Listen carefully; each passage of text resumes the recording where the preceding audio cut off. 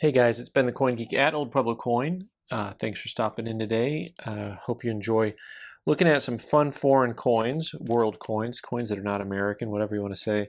However you want to say it, just a reminder for those of you who are new to the program, if you look in the show notes, so like the little drop-down menu, if you uh, click on the title of the video, usually there'll be some type of a description area. And in that description area, there'll be links to these if they are for sale at the time the video comes out. If you like some of the stuff you see here and you're just seeing old videos, you're like, hey, I want to buy stuff once in a while that it comes out, then, subscribing and getting notified helps you know. But pretty much we got videos like this dropping kind of every day, not always with stuff for sale, but sometimes. And if you want to, you can, of course, be ready to pounce on them. Some of the stuff is actually on the website before the videos even pop. So if you actually want to go ahead and just hang out on the website once in a while, check on that daily, you'll find new stuff that goes up before videos even launch. So this Chinese dollar called the junk dollar, JUNK right there, NGC called AU detail stained. And, I get the grade on that. This guy is probably not too expensive, probably a $100 type coin.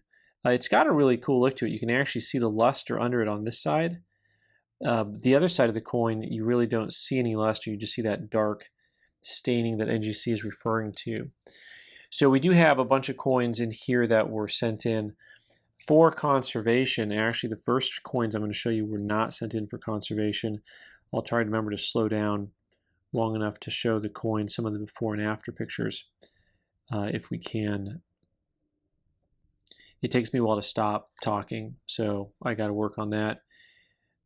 All right, this is called a memento dollar because it says memento right on it. Birth of Republic of China. A commemorative issue. This one they called AU details cleaned. Interesting grade for me on this coin because, I don't know that it's the type of thing that that I would necessarily call cleaned, but then again, that's just like a whole nother long theory behind what you call cleaned and don't. I like it when you can see marks and you can tell me a coin's been cleaned and show exactly why. But generally, pocketware has a lot of the same attributes as any type of cleaning would do. So not a bad looking coin. This is something that's probably in the $100 range. We're going to stick with that. That's my story. I'm sticking to it. And there are lots of different types of these guys. And by these guys, I actually mean in the broader sense. The Chinese coins, there's all kinds of specialties. So this one, LNM 49, also LNM 49, and mount removed cleaned. So this is a lot more specific. Mount removed, of course, means that up here there was a mount. You can actually see right where it was right there that was removed. A memento dollar, this was truly a memento dollar because somebody actually used it as a piece of jewelry to remember and wore it around as a commemorative.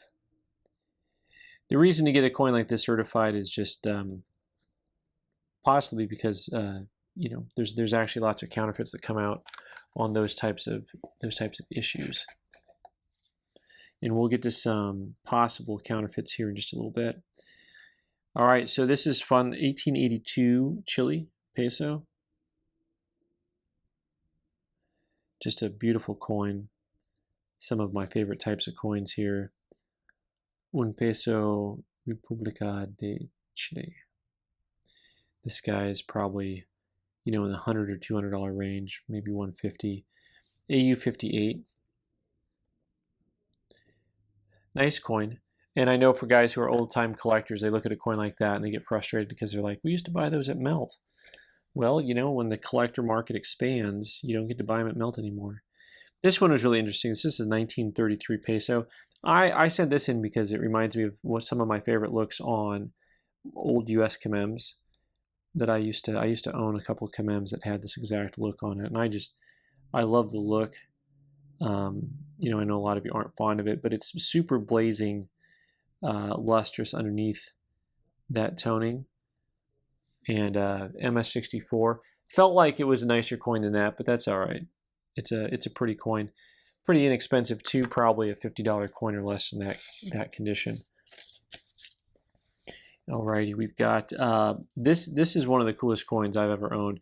I like this because it's Burmese. It's from 1852, and it has a peacock on it. So what's not to like about it? Other than the fact that it's got all that stuff on there, and to get all that stuff off, somebody harshly cleaned it. You can really see the lines on this side, how they dance back and forth. That is not luster. That is a cleaning. That is a cleaning, folks. VF details harshly cleaned. Still probably a $100 coin in that condition just because of the scarcity of the coin as far as, you know, trying to find a Burmese coin from the 1850s. All right, next up. So we had a bunch of coins we sent in that came back questionable authenticity. So we'll take a close look at some of these guys here and see, but we got a whole bunch that came back certified, and they were all in the same group, by the way. And, you know, it's just kind of difficult because there's all kinds of stuff out there that is nefarious, but also there's all kinds of stuff out there that is antiquated and nefarious. In other words, it is older and still no good. And so that is one of the things that you run into with this type of stuff, is you will run into pieces that are from the time period and are fake. And so on this particular piece here, in fact, we got a few that are real, and so we'll get to take a look closer at those and see, maybe compare them a little bit. The one thing that was really obviously different is like this, you know, this guy here. I mean, he appears to be actually on like some type of a copper nickel base with a silver wash over him. So unless this coin was intended to be copper and then someone put a silver wash on top of it, which, you know, I'd have to take a look and see, but definitely looks a little funky on that guy. And so is this next guy here that was, well, this was interesting because I actually, so there's a coin known as a fat man, and affectionately so. And so usually you'll see the fat man dollar. Well, this one's kind of cool because it's actually a fat man 20-cent piece, unless it's not. In which this one, they're just saying not genuine, which is interesting also, of course, to get when you get one that actually just says not genuine, not genuine. So these two both say not genuine on them. So they're saying, hey, there's no way those are real. And then you have these two pieces that are, they use the term questionable on. So those we'll compare. All right, the rest of the coins out here, this is almost all going to be, I think this is all China and Japan that's left. Everything else went through the process of restoration, and I don't know if they restored or conserved all of them or not. We'll see if we can get a good clear picture on this guy to compare to what you're looking at here. This Dragon Dollar, 1914, Japanese yen. And one of the things that's intriguing about this particular piece is it has a number of chop marks on it. And so, you know, there's your chop mark here, and you've got a few on the other side that are just right. There's a big chop mark right in the center there. Some chop marks off the side. And they called it AU Details chop marked. And so what was intriguing to me about this entire group here was that the chop mark coins, NGC chose to just call them details, which I, you know, find odd because usually your chop mark coins, you just, you know, you can still put a grade on and put chop marks on. So I don't know if that's kind of a newer policy over there or not, but I like seeing actual grades on coins with chop marks, unless you're going to tell me there's something else going on the coin. All right, speaking of going on, here we go with one of these flag coins, Fujian, China, 20-cent piece, 1923.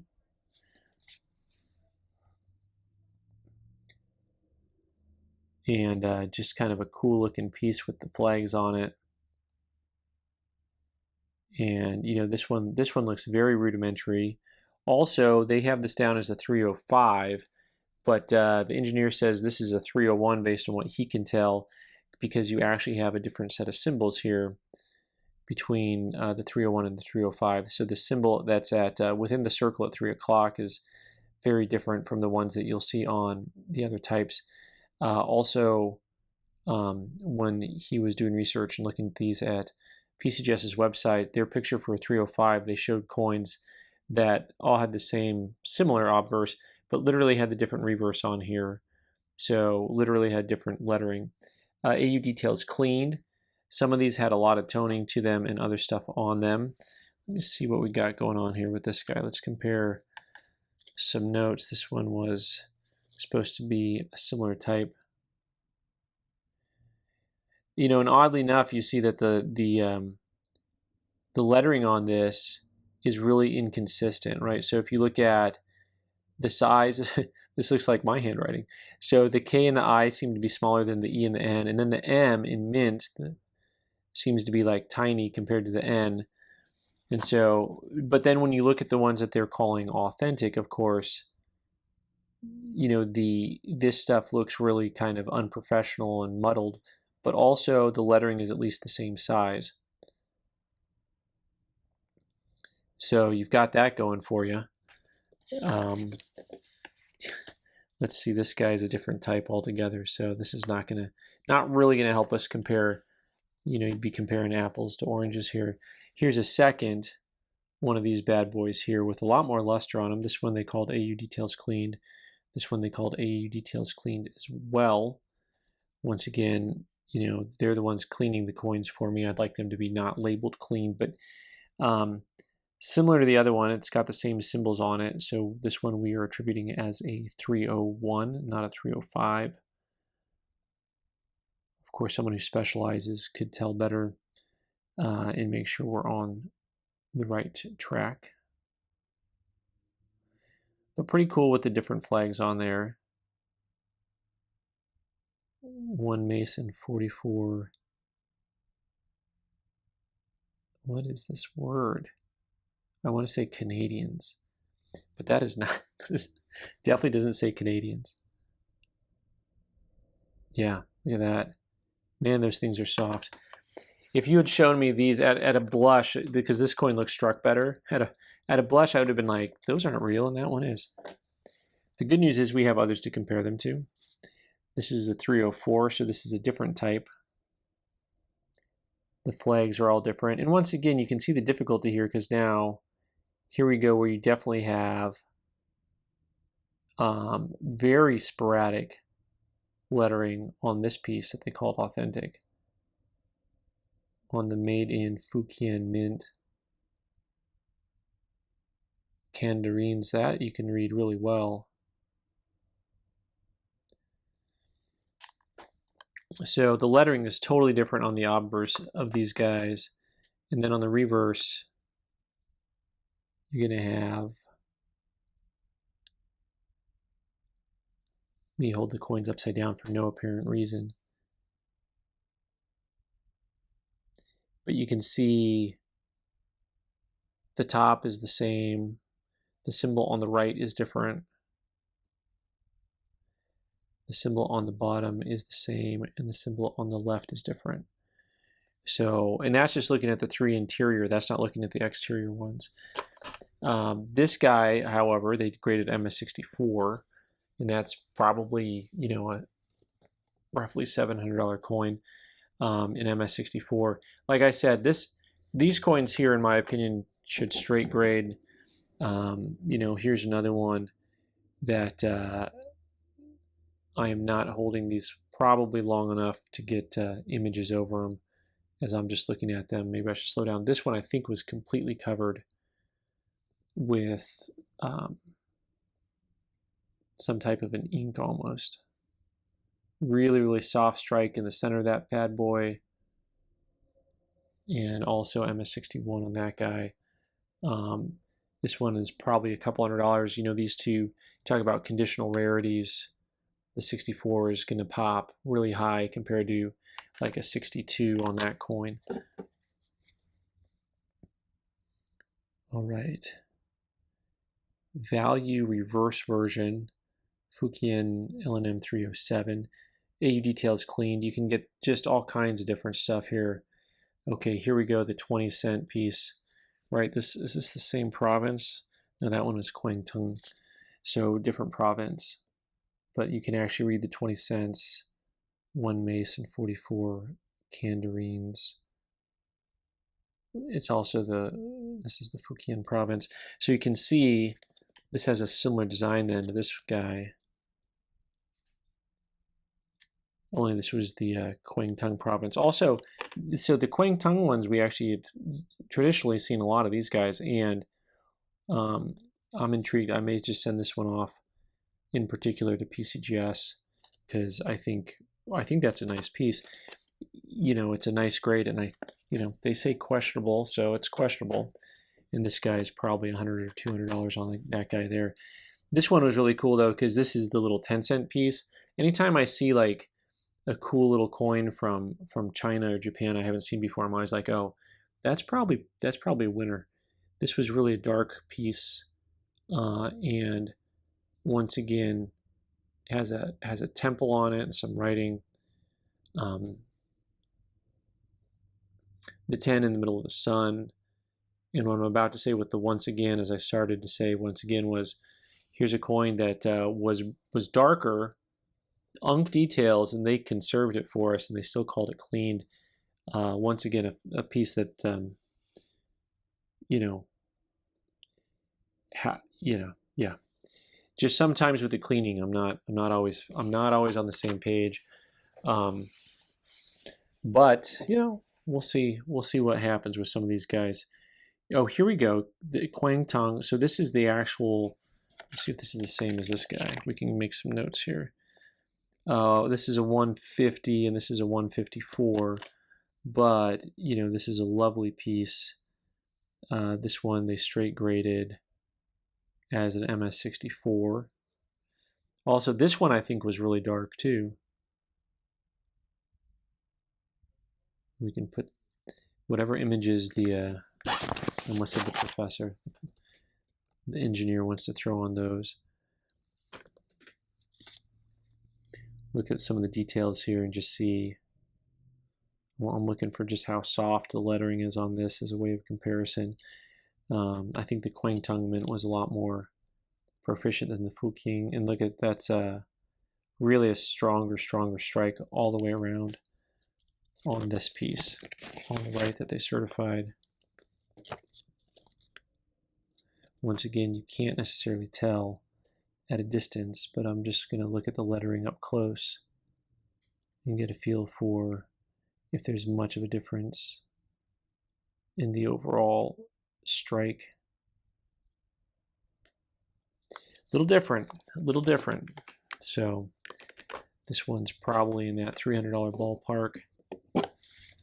All right, here we go again with a piece that is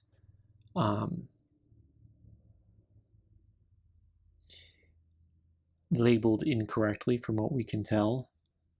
And I can't read my own handwriting, so I'm going to have to look at another note here and see. Dang nabbit, where'd my other note go? So this one also I think was pretty dark. You can see where it had some of the lettering on it, but it has Chopmarks on it. And NGC again chose to grade it AU details Chopmarked cleaned. Like this one makes more sense to me to call it cleaned.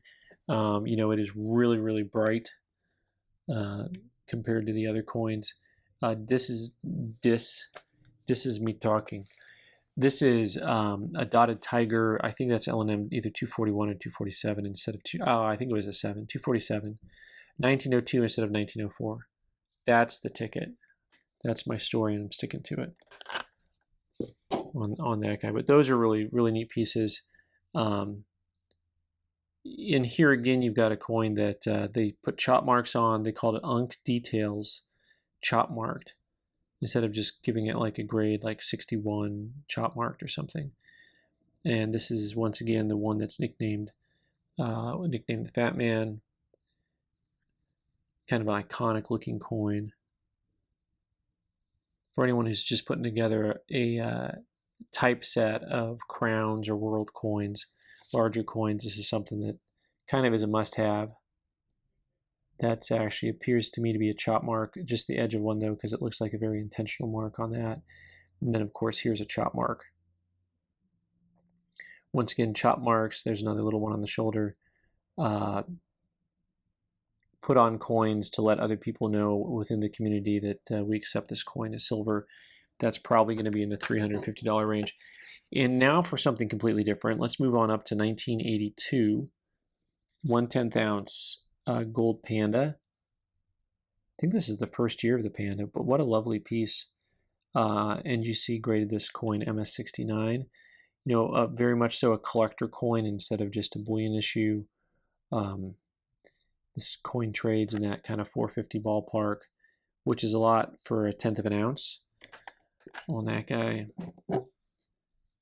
Here we go with an angel, one of my favorites here. The 1921 Dos Peso.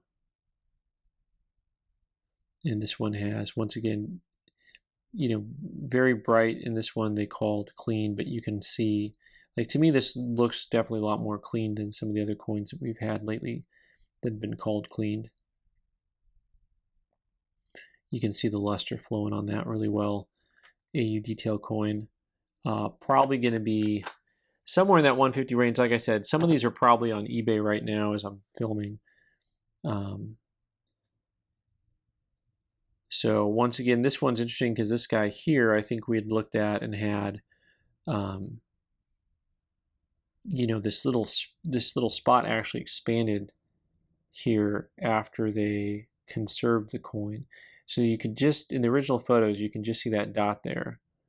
And then now it looks actually larger compared to the rest of the coin. Actually, a pretty lustrous coin all around. For this issue, this is the British trade dollar, y'all. So for those of you who collect trade dollars, also designed for some overseas action. 1904, nice luster. You got the ship in the background. New Britannia here. You have the mint mark is in the trident. That there's the top center of the trident. There's a B.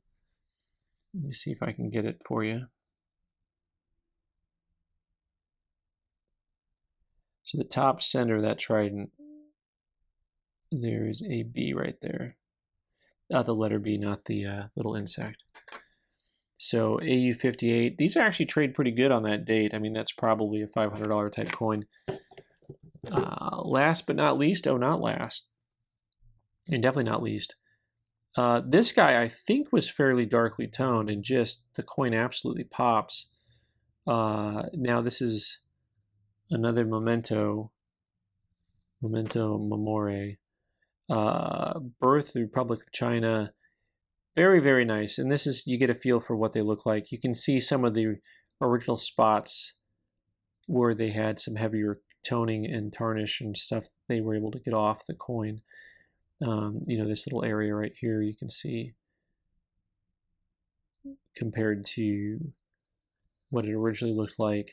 Nice looking piece. So that one came back in MS64, and I think that's a pretty pricey coin actually. I think that's probably about $1,000 type item. And last but not least, here we go. We're going back where we started. I think we started with a junk dollar, ending with one, 1934. Full luster, got a little scuffiness on the cheek. Interestingly enough, this one NGC called an MS61. Hard to tell if they really did any conservation on this guy. This one I think is probably a $250 to $300 coin. Type of coin I wouldn't have been surprised because of the darkness on the cheek right there. If they'd called it an AU58, I would have been okay with that. You know, sometimes I know price points can really vary when you look at sheets, but you know, AU58 to MS61 coins oftentimes have very similar looks to them. But overall, you know, a full luster coin with a lot of just little scuffiness to it. All right, guys, thanks so much for watching. I've been the Coin Geek. You can subscribe by clicking on the owl button in the corner and watch more videos on the right side of the screen. Thanks.